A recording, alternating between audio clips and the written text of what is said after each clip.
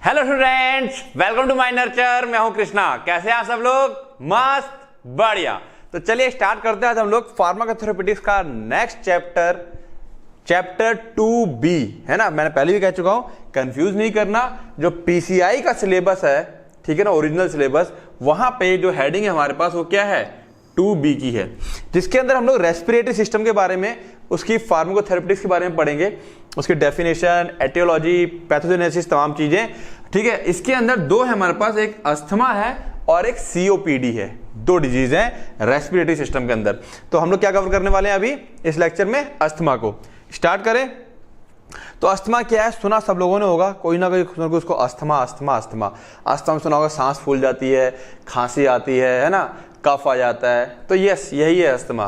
तो ये सांस फूलने का मतलब क्या हो गया? हमको सांस लेने में दिक्कत आ रही है, खांसी आ रही है, कफ आ रहा है, यानी कहीं ना कहीं प्रॉब्लम कहां से जुड़ी हुई है? लंग्स से जुड़ी हुई है। प्रॉब्लम किससे जुड़ी हुई है? लंग्स से। ठीक है ना। तो नो डाउट ये लंग्स की ही प्रॉब्लम है। किसकी प्रॉब्लम है? लंग्स की है। लेकिन इसमें एक्चुअली हो क्या जाता है, आओ समझते हैं। अस्थमा इज ए क्रोनिक, है ना, खतरनाक सा इन्फ्लेमेटरी डिसऑर्डर। अब इन्फ्लेमेशन का मतलब हम लोग समझ चुके हैं। इन्फ्लेमेशन की डेफिनेशन मैंने बताई थी, क्या होता है? पेन हो, स्वेलिंग हो, सूजन हो, स्वेलिंग सूजन एक ही बात हो गई, ठीक है, और इन्फेक्शन हो, वो सब किस कैटेगरी में आ जाते हैं? इन्फ्लेमेशन के अंदर आ जाता है। क्रोनिक, बहुत ही जबरदस्त इन्फ्लेमेशन है, ठीक है, इन्फ्लेमेटरी डिसऑर्डर है ये। What is disorder of the Airways, हवाओं के जो रास्ते हैं, हवा के जो रास्ते है ना, हवाओं के रास्ते। हवा के रास्ते कौन से होते हैं? लंग्स तो देखा ही है ना तुम लोगों ने। लंग्स देखा कि नहीं देखा? अरे भाई लंग्स देखा। ये देखो लंग्स होता है ना, लंग्स के अंदर ये पाइप रहते हैं इस टाइप से ना, यहाँ पे ऐसे पाइप रहते हैं, और ये बीच में क्या रहता है? गैप रहता है।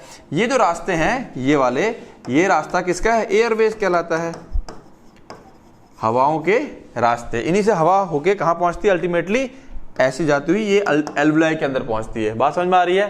तो देखो क्या कह रहा है, द डिसऑर्डर ऑफ एयरवे, जो इनके रास्ते हैं उनका डिसऑर्डर है। यानी कि ध्यान रखना, यहां पर जो हमारी एल्वुलाई है, ठीक है ना, एल्वुलाई में कोई दिक्कत नहीं आ रही है। अभी सीओपीडी पढ़ेंगे तो वहां बात समझ में आएगी। केवल जो ये रास्ता है, ये वाला रास्ता है, इस रास्ते में दिक्कत है। यानी कि ये रास्ता क्या हो गया? इसको हम कह सकते हैं क्या? ब्रोंकियो या ब्रोंकाई कह सकते हैं, है ना, ब्रोंकाई या ब्रोंकियोस बोल सकते हैं। लास्ट में जाकर जो एल्वुलाई के पास जा रहा है, इस रास्ते में दिक्कत है। आगे आते हैं। The chronic inflammation causes an increase in airway hyper responsiveness. Chronic inflammation, जब बहुत ज्यादा इन्फ्लेमेशन हो जाए तो हो क्या जाता है? ये जो रास्ते होते हैं ये हाइपर रिस्पॉन्सिवनेस, या यूं कह ले हाइपर सेंसिटिव हो जाते हैं। हाइपर सेंसिटिव, जरा सी कोई चीज नाक से, हम लोग भाई लगातार सांस ले रहे हैं, इवन अभी मैं तुमको पढ़ा रहा हूं तो मैं जब सांस ले रहा हूं तो डस्ट पार्टिकल होंगे जो मेरे अंदर जा रहे होंगे।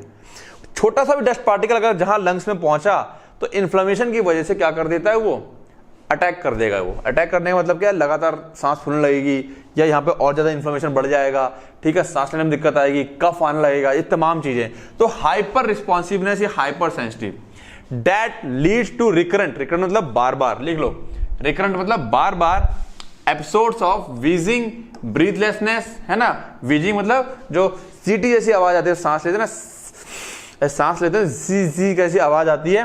ब्रीथलेसनेस, सांस ना आना। चेस्ट टाइटनेस, ऐसा लगेगा जकड़न सी हो रखी है चेस्ट में। कफ आएगा, पर्टिकुलरली एट नाइट, खास करके रात को, और अर्ली इन द मॉर्निंग। आदमी परेशान हो जाए, ना तो सो पाए, और सो के उठे तो दिक्कत, ठीक है। तो डिजीज सही नहीं होती है। अब asthma is a condition in which your Airways, जिसमें तुम्हारे जो एयरवेज होते हैं नैरो, पतले हो जाते हैं, सूज जाएंगे और मे प्रोड्यूस एक्स्ट्रा म्यूकस। दूसरी आसान भाषा में समझो, एयरवेज मैंने बताया, एयरवे क्या होते हैं? पतले हो जाएंगे। अब पतले होने का मतलब क्या है समझते हैं। देखो अब होता क्या है, ये रास्ते हैं, ये देख सकते हैं हम लोग, ये नॉर्मल रास्ता है, ठीक है, ये अस्थमेटिक है। ड्यूरिंग अटैक, जब अटैक आता है तो और पतले होते हैं, तो सांस लेने में और दिक्कत आती है, फिर पंप लेता है आदमी, है ना।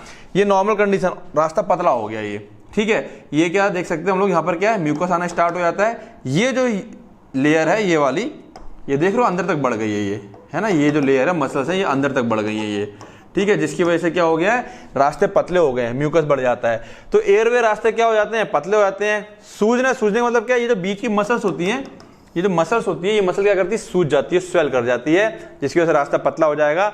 म्यूकस होता है बहुत ज्यादा, this can make breathing difficult, इसकी वजह से सांस लेने में दिक्कत आती है। एंड ट्रिगर कफिंग, और खांसी लगातार ट्रिगर हो जाती है, बार बार खांसी आती है।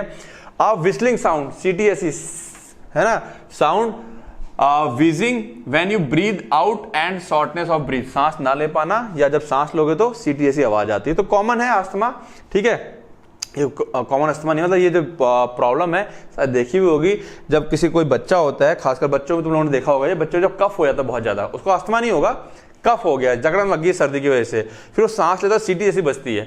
कुछ वैसी कंडीशन यहाँ हो जाती है, ठीक है, कुछ वैसी कंडीशन यहाँ हो जाती है। आओ देखें इसमें, अगर इसी को मैं काट दूं, इसी को मैं ऐसे अगर काट दूं, कट मारूं इसमें, तो देखो क्या मिलेगा हमको। ये एयरवेज हैं, इसको मैंने कट मारा, सबसे ऊपर की मसल्स, ये एयरवेज की ये दीवारें हैं ये, ठीक है। अब देखो ये अस्थमा के टाइम पे क्या हो रहा है, जिसको अस्थमा हो गया, बीच में देखो, देख रहे हो ये कफ है, म्यूकस बहुत सारा भरा हुआ है, बीच की देखो ये लेयर सूज गई है, ये क्या हो गई, स्वेलन आ गया इसमें, तो ये रास्ता क्या हो गया, पतला हो गया, ठीक है, टाइटन मसल। तो ये देखो, ये देख रहे हो मसल सूज गई है, कट मार के देख रहे हो, अंदर क्या भरा पड़ा है, म्यूकस भरा पड़ा है, अंदर क्या भरा पड़ा है, म्यूकस। तो इस तरीके से ये बस डायग्राम इसलिए है ताकि चीजों को अच्छे से समझ सको। तो इसका बिल्कुल डायग्राम सेट कर लेना। यहां पर क्या मैंने कहीं पर एल्वुलाई का जिक्र किया, COPD जब पढ़ाऊंगा तो वहां पर एल्वुलाई का भी जिक्र होगा, बिल्कुल ध्यान रखना, इसका भी जिक्र होगा, साथ साथ में एल्वुलाई का भी जिक्र होगा। क्या मैंने यहां पर कहीं पर एल्वुलाई इसका जिक्र किया, नहीं किया, ठीक है, तो ध्यान रखना इस चीज का। अस्थमा में दिक्कत क्या है, मेन इसकी दिक्कत है, यहां पर बात समझ में आ रही है। आगे आते हैं अब, टाइप्स ऑफ अस्थमा देखें जरा, types of asthma. Allergic asthma, extrinsic asthma है ना, एलर्जी कहां से होती है, जब बाहर से चीजें आती हैं, तो एक्सट्रिंसिक हो गया, बाहरी अस्थमा हो गया। When the symptoms are induced by hyper immune response to the inhalation of specific allergen. When the symptoms, जब सिम्टम्स आते हैं हाइपर इम्यून रिस्पॉन्स, होता क्या एक्चुअली, बाहर से कोई एलर्जन आता है, यानी कि बाहर से कोई पार्टिकल अंदर गया बॉडी में, वो जब पार्टिकल अंदर जाता है तो हमारी बॉडी के लिए क्या है, वो फॉरेन पार्टिकल है, विदेशी है, तो हमारी बॉडी का इम्यून सिस्टम उसको मारने के लिए आ जाता है।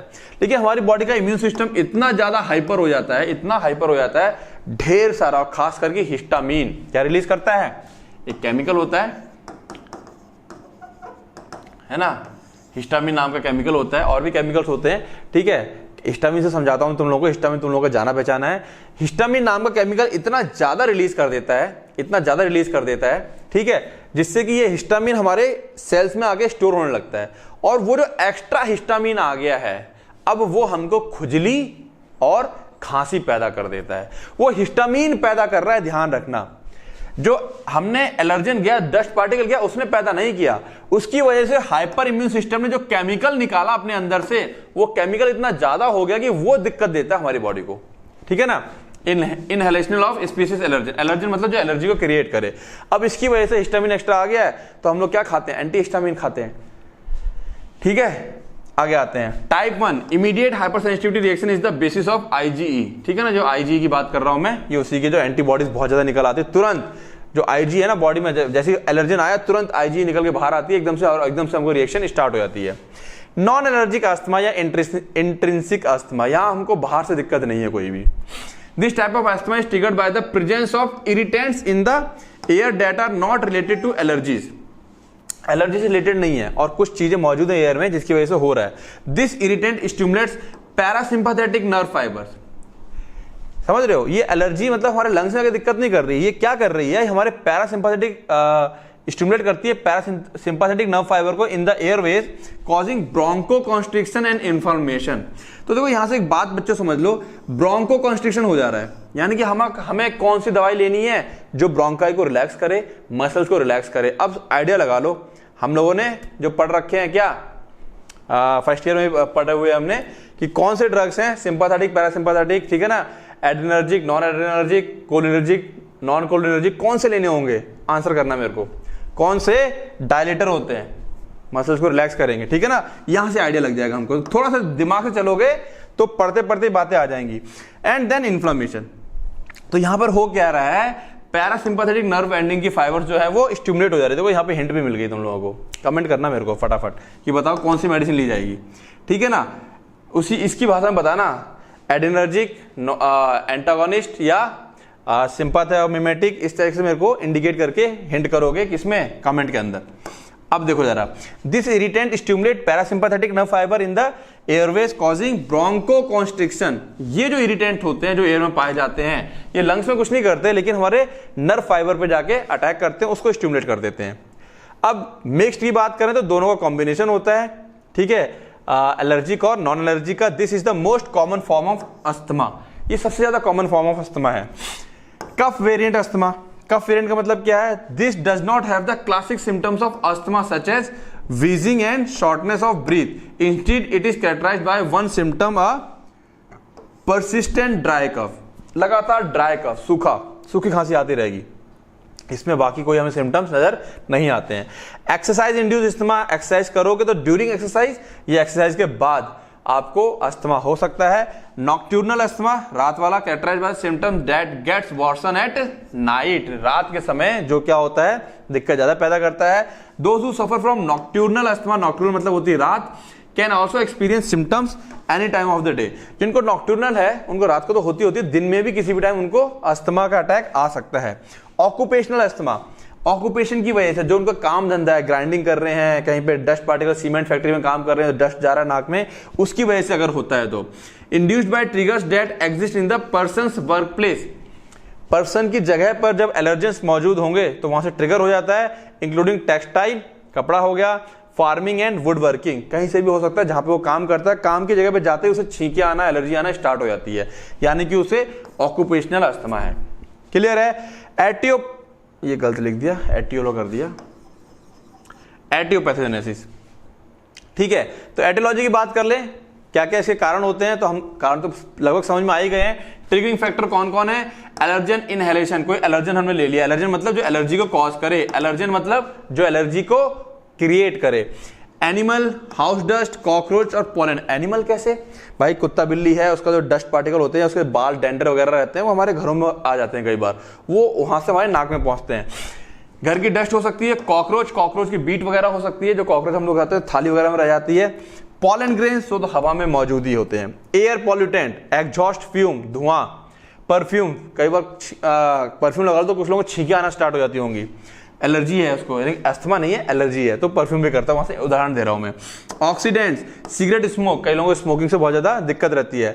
वायरल अपर रेस्पिरेटरी इन्फेक्शन, जो अपर रेस्पिरेटरी पार्ट होता है वहां पे वायरल इन्फेक्शन हो तो वहां से भी अस्थमा अटैक हो सकता है। साइनसाइटिस, जिसको साइनसाइटिस होता है, नाक में यहाँ पे साइनसेस होते हैं जिनमें प्रॉब्लम रहती है, सूजन अक्सर आ जाती है और छींके वगैरह आती रहती हूँ, ठीक है। Exercise and cold dry air, ये भी इसको क्रिएट कर सकता है। स्ट्रेस, तनाव, ड्रग्स, एस्प्रिन, एनएसआईडी और बीटा एड्रेनर्जिक ब्लॉकर। देखो एक और हिंट मिली, तो यहां से हमारी दवाइयां जो हमने अभी तक पढ़ ली हैं फार्माकोलॉजी में, वहां से हिंट मिल रही है इसकी, हमें कैच करने की कोशिश करो, सोचो इसमें कौन सी दवाई दी जाएगी, कौन से वाले होंगे, फटाफट, ठीक है।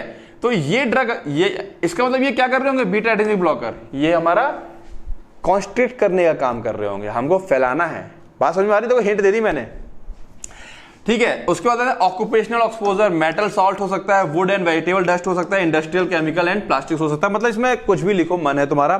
फूड एडिक्टिव्स हो सकते हैं, फूड एडिटिव्स, ठीक है। और गैस्ट्रोएसोफेगल रिफ्लक्स डिजीज हो सकता है और जेनेटिक फैक्टर्स हो सकते हैं। क्लियर है। तो बहुत सारे तमाम फैक्टर हैं जिनको हम लोग यहाँ पर लिख सकते हैं। जेनेटिक फैक्टर इसके अंदर हम देखें, जेनेटिक फैक्टर की जो बातें आएंगी, ठीक है। तो तमाम बातें हैं जो उसके कॉज में लिख सकते हो। पैथोजेनेसिस की बात करें तो बड़ा सिंपल है, पैथोजेनेसिस है ना, कैसे ओरिजिन हुई और कैसे फैल रही है। तो एनवायरमेंटल फैक्टर और जेनेटिक फैक्टर मिलके क्या कर रहे हैं, ब्रोंकियल इन्फ्लेमेशन, जो ब्रोंकाई में इन्फ्लेमेशन कर देते हैं। एनवायरमेंटल फैक्टर जो चीज डस्ट पार्टिकल गई है, या जेनेटिक फैक्टर जो हो सकता है, जेनेटिक फैक्टर की जो इंटरनल मौजूद है उसकी वजह से ब्रोंका में इन्फ्लेमेशन होता है, ब्रोंकियल हाइपर एक्टिव हो जाती है। अब अगर कोई ट्रिगर फैक्टर आया ऊपर में से, ठीक है ना, यानी कि जो एनवायरमेंटल फैक्टर वापस अगर आया, अब इन्फ्लेम हो चुकी है, अब वापस ट्रिगर फैक्टर अगर वहां मौजूद है या आ गया तो जबरदस्त क्या होता है, हमको एलर्जी क्रिएट हो जाती है। अब सूजन आ सकती है, ब्रोंको कॉन्स्ट्रिक्शन हो सकता है, एयरवेज सिकुड़ जाते हैं, म्यूकस का प्रोडक्शन बढ़ जाएगा। अब धीरे धीरे क्या होगा, एयरवेज पतले होना स्टार्ट हो जाएंगे, शुरुआत में तो नहीं होंगे, धीरे धीरे स्टार्ट हो जाएंगे और अल्टीमेटली हमको सिम्टम दिखाई देने लगेंगे, कफ बना रहेगा, वीजिंग साउंड आना स्टार्ट हो जाएगी, सांस लेने में दिक्कत आएगी, ब्रीथलेसनेस और चेस्ट टाइटनेस, चेस्ट में जगड़न सी लगी रहेगी। तो इस तरीके से क्या है इसकी पैथोजेनेसिस है। सिंपल रखना है हमें, बहुत ज्यादा आड़े तिरछी नहीं लिखनी है। पैथोजेनेसिस कई तरीके से एक्सप्लेन की जा सकती है, ठीक है। आगे आते हैं हम लोग। अब early and let phase of responses of asthma. Asthma कई बार ऐसा होता है कि तुरंत ऑन द स्पॉट होता है और कई बार थोड़ा सा लेट होता है, तो उसके बारे में थोड़ा सा हम समझ लें यहाँ पर कि अर्ली और लेट फेज का मतलब क्या है। ट्रिगर, इन्फेक्शन जब ट्रिगर कौन कौन ट्रिगर होंगे, या तो कोई इन्फेक्शन ट्रिगर कर देगा, एलर्जेंस, एक्सरसाइज या इरिटेंट, जो हमने ऊपर एटियोलॉजी में पढ़े उनमें से कोई कारण यहां हो सकता है। होगा क्या, IgE mast cell mediated response, ये रिलीज होना स्टार्ट हो जाएगा। मास्ट सेल, ध्यान रखना हिस्टामिन वगैरह किससे निकलते हैं, mast cell, very important. Mast cell इसका रोल सबसे बड़ा होता है यहाँ पर, उसके अंदर से IgE mast cell mediated response. अब मास्ट सेल ने क्यों निकाले इनको IgE को, क्योंकि ये वो है एंटीबॉडीज हैं हमारी, जो बाहर से ये हमारी बॉडी में आ गए हैं, ये जाकर के इसको मारना चाहता है। लेकिन ये IgE इतनी ज्यादा मात्रा में निकल गया है हमारी बॉडी में, इतनी ज्यादा मात्रा में निकल गया कि ये खुद हमको प्रॉब्लम क्रिएट करने लगा। इनने तो नहीं करा, ये प्रॉब्लम क्रिएट करता है। एलर्जी इस चीज से होती है हमको, इस चीज से नहीं होती है। इनकी वजह से ये पैदा हो गए तो ये दिक्कत देने लगते हैं हमको, जब तादाद से ज्यादा होते हैं। लिमिट में रहेगा तो दिक्कत नहीं है। अब release of mediator from mast cell, eosinophils, macrophages, lymphocytes, ठीक है ना। अब होगा क्या, जो मीडिएटर है यानी केमिकल है वो कहां से, mast cell, eosinophil, macrophages, lymphocyte, ये सब एक्टिव हो जाते हैं। इन सब के अंदर से क्या निकलते हैं, केमिकल निकलता है। अब किसी केस में तो क्या होगा, अर्ली फेज रिस्पॉन्स, तुरंत पीक इन 30 से 60 मिनट, छींके आई और फिर आधा घंटे बाद, 15 मिनट बाद या 1 घंटे के अंदर तुम लोग देखते हो गए एक इंसान को थोड़ी देर बाद छींक आ रही है, मार छींका छींक जुट रहा है, सांस लेने में दिक्कत होने लगी है, नाक से पानी गिर रहा है, हालत खराब हो गई 1 घंटे के अंदर। तुम लोगों ने अपने आसपास देखा होगा, ठीक है ना। क्या हो जाता है ऐसी कंडीशन में, क्यों होता है, विद इन 1 आवर के अंदर अंदर ब्रोंकियल स्मूथ मसल्स कॉन्ट्रैक्शन, जो उसकी स्मूथ मसल्स होती हैं कॉन्ट्रैक्ट कर जाती हैं, बहुत ज्यादा म्यूकस निकलने लगता है, जिससे सांस लेने में दिक्कत होती है, वस्कुलर लीकेज हो जाता है, ठीक है। और म्यूकोसल इडिमा, म्यूकोसा जो होती है सूज जाती है, अंदर की सबसे अंदर की लेयर होती है म्यूकोसा, है ना, ये क्या करती है, सूज जाती है, ये इडिमा हो गया। अब लेट फेज में क्या होगा, 5 से 6 घंटे में असर आएगा। होगा क्या, धीरे धीरे इन्फिल्ट्रेशन ऑफ स्नोफिल एंड न्यूट्रोफिल, ये जाकर के हम मसल्स में इन्फिल्ट्रेट करेंगे, धीरे धीरे आ जाएंगे, इन्फ्लेमेशन क्रिएट करेंगे। फिर जब इन्फ्लेमेशन हो जाएगा फिर ब्रोंकियल हाइपर एक्टिविटी, ठीक है ना, 5 से 6 घंटे में ये होगा। फिर विद इन 1 to 2 डेज, 2 दिन के अंदर infiltration with monocytes and lymphocyte, तब ये भी इन्फिल्ट्रेशन कर जाएंगे।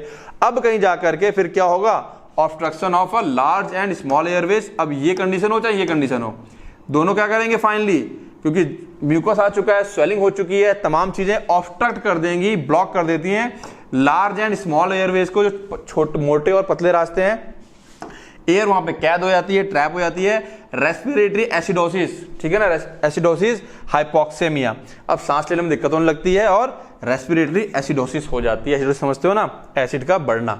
तो इस तरीके से फाइनली क्या है, ये अर्ली और ये लेट दोनों मिलकर के काम इन्होंने यही करना है, क्या कर देना है हमको, अस्थमा क्रिएट करना है। बात समझ में आई। अब क्लिनिकल मैनिफेस्टेशन हम सबको पता है, बहुत आसान है, वीजिंग साउंड आती है, डिस्पोनिया यानी सांस लेने में दिक्कत या शॉर्टनेस ऑफ ब्रीथ, है ना, सांस लेने में दिक्कत आना, कफ आएगा, चेस्ट टाइट लगेगा, हाइपोक्सिया, सांस में ऑक्सीजन की कमी हो जाएगी। एक्सपायरेशन में बी प्रोलॉन्ग फ्रॉम इंस्पायरेशन, जो हम लोग सांस लेते हैं और जब सांस छोड़ते हैं तो भाई अंदर तो ब्लॉक हो गया, तो वो सांस छोड़ना टाइम लेता है थोड़ा सा, फिर हम कई बार मुंह खोलेंगे, ठीक है ना। तो क्या होता है, एक्सपायरेशन में be prolong from inspiration, inspiration छोटा होगा, एक्सपायरेशन बड़ा होगा। जैसे हम नॉर्मल सांस ले रहे हैं, दोनों लगभग सेम टाइम पे, अब होगा क्या, मान लो सांस ली, फिर सांस जब छोड़ेंगे, एक्सपायरेशन, है ना, क्या बोल रहा है, एक्सपायरेशन, तो एक्सपायर करने में, हवा निकालने में क्या आएगी, दिक्कत आएगी। कई बार ऐसा होता है टाइम लगा, अगर इसका एक मान लेते हैं, अगर ये 1 सेकंड का तो 2 सेकंड का हो जाएगा, या ये 1 सेकंड का तो 3 सेकंड का या 4 सेकंड का, एक्सपायरेशन का टाइम जो होता है इंक्रीज कर जाता है। सिक्रीशन में भी व्हाइट, जो म्यूकस निकलेगा सफेद हो सकता है, गाढ़ा हो जाएगा। टेनेसियस होता है, ब्लैक ब्राउन कलर का हो जाता है खून का मिलने की वजह से, और जेलेटिनस, जेली टाइप म्यूकस हो जाता है, गाढ़ा सा एकदम, ठीक है ना। तो ये सारे क्या है, जो म्यूकस रहेगा, इसके क्लिनिकल मैनिफेस्टेशन है, यहां से इंडिकेशन मिलता है कि अस्थमा है किसी बंदे को। बात समझ में आ रही है। आगे आते हैं। नाउ नॉन फार्माकोलॉजिकल मैनेजमेंट, यहां पे तो आप अपनी बातें लिख ही सकते हो, कोई दिक्कत ही नहीं। पेशेंट एंड फैमिली एजुकेशन, इसको एजुकेट करना है टू अंडरस्टैंड द डिजीज, कि डिजीज को समझे and to foster self confidence and fitness, और अपने फिटनेस को अपने अंदर फोस्टर करे, डेवलप करे, ठीक है ना। स्मोकिंग छोड़ दे, सबसे बड़ा कारण होता है स्मोकिंग अस्थमा वालों को। Avoid identified cause where possible, और कोशिश करें कि कहां जाता है, क्या होता है कि उसे अस्थमेटिक अटैक आता है, ठीक है। Control of extrinsic factor which cause allergy, ऐसे फैक्टर को ढूंढे जो उसको एलर्जी क्रिएट करता है, उसको नोट करता चले। अवॉइड बीटा ब्लॉकर्स, एस्प्रिन और एनएसआईडी, पढ़ चुके हैं हम लोग, ये फार्माकोलॉजी में पढ़े हैं या भूल गए हो, ठीक है। तो इनको हमको अवॉइड करना है, ठीक है ना। अब देखो यहां बड़ा सिंपल है, अगर कंबाइंड लेके चलोगे ना, जिनको अगर भूल गए हो तो तुरंत अब याद कर लेना, है ना। डायलेटर और कॉन्स्ट्रिक्टर, यहां पे हमें कॉन्स्ट्रिक्टर नहीं चाहिए, डायलेटर चाहिए होंगे। कौन चाहिए होंगे? डायलेटर चाहिए होंगे। तो बीटा सिम्पैथोमिमेटिक, साल्बिटामोल, टर्बिटालिन, बैम्ब्यूटिरॉल, साल्मिटिरॉल, फॉर्मोटिरॉल, एफेड्रिन, ठीक है, ये बड़ा कॉमन है। टर्बिटालिन बड़ा कॉमन है, एफेड्रिन बड़ा कॉमन है। देन मिथाइल ज़ैंथिन्स, जिसके अंदर थियोफाइलिन, एमिनोफाइलिन, कहीं ना कहीं ये ड्रग्स मतलब तुम लोगों ने कहां पढ़ रखी है? फर्स्ट ईयर में पढ़ी हुई है, ठीक है। देन हमारे और क्या पढ़ा हुआ है? थियोफाइलिन, ठीक है, तो तमाम नाम आगे। डॉक्सोफाइलिन, एंटीकोलिनर्जिक, कोलिनर्जिक नहीं चाहिए, एंटीकोलिनर्जिक चाहिए, बात समझ में आई। मस्करैनिक रिसेप्टर एंटागोनिस्ट चाहिए। अब देखो समझने की कोशिश करो, ठीक है। इप्राट्रोपियम ब्रोमाइड, टाइट्रोपियम ब्रोमाइड, ठीक है। देन लिकोट्रीन एंटागोनिस्ट, लिकोट्रीन है ना, लिकोट्रीन क्या होता है? केमिकल्स होते हैं जो कि कंडीशन को ज्यादा खराब करते हैं, तो montelukast, zafirlukast. Then mast cell stabiliser, mast cell जो एक्टिव हो जाते हैं वो एक्टिव ना हो, वो स्टेबल बने रहे। एक्टिव होकर अंदर से धड़ाधड़ केमिकल निकाल देते हैं, उनको एक्टिव नहीं होना है, स्टेबल रहना है। सोडियम क्रोमोग्लाइकेट और ketotifen. Then corticosteroids, systemic, inhalational. Systemic मतलब हम टैबलेट खाएंगे, इनहेलेशनल मतलब सांस लेके सूंघेंगे इसको। जिसमें बैक्लोमिथाजोन बड़ा अच्छा है, हाइड्रोकोर्टिसोन का बड़ा अच्छा इस्तेमाल होता है, पेडनिसोन का भी इस्तेमाल अच्छा, पेडनिसोलोन हो गया, बैक्लोमिथाजोन हो गया, ब्यूडोसोनाइड हो गया, तो ये बड़े कॉमन मेडिसिन है ये।